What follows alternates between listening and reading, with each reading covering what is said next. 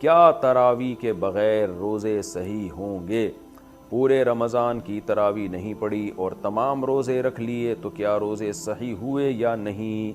सलीम नसीम, देखें, तरावी अगर कोई ना भी पढ़े तो रोज़े उसके बहरहाल सही हो जाते हैं, रोज़ों पे फ़र्क नहीं पड़ता। लेकिन तरावी सुन्नत मुअक्कदा है, काबिल मलामत है वो शख्स जो तरावी की नमाज नहीं पढ़ता।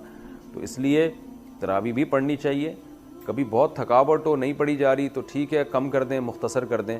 वैसे सुन्नत मुअक्कदा 20 रकतें ही हैं, इस पर चारों इमामों का इत्तिफ़ाक़ है। हज़रत उमर रज़ी अल्लाह ताला अन्हु से 20 रकतें साबित हैं, और शुरू में असलाफ़ में हमें 16 रकतें भी मिलती हैं, 20 से ज़्यादा भी मिलती हैं। लेकिन बाद में जब तहकीक होती चली गई तो चारों इमाम इस पर मुत्तफ़िक़ हो गए कि कम से कम तरावी की रकतें 20 हैं। इमाम अहमद बिन हम्बल का भी यही फ़तवा है जो इमाम बुखारी के उस्ताज़ हैं, कि इमाम तिरमिज़ी ने जो उनका नकल किया फ़तवा, उसको तो ये नकल किया कि 20 और 16 में इख्तियार है उसको, 8 का तो कहीं भी नहीं मिलता, हमें किसी असलाफ से नहीं मिलता किसी सही हदीस से कि 8 रकत पड़ी हो। मुवत्ता इमाम मालिक की जो एक 8 रकत वाली हदीस है उसको खुद इमाम मालिक नहीं मानते, तो वो मुस्तरब हदीस होने की वजह से वो ज़ईफ़ हदीस है।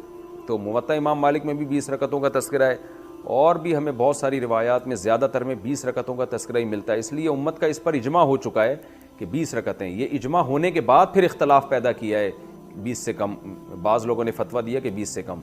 तो जब एक दफ़ा किसी मसले पर इजमा हो जाता है तो वो क़तई चीज़ बन जाती है, फिर उसमें इख्तलाफ जायज़ नहीं होता, क्योंकि सही हदीस से ये बात साबित है कि उम्मत गुमराही पे कभी भी जमा नहीं हो सकती।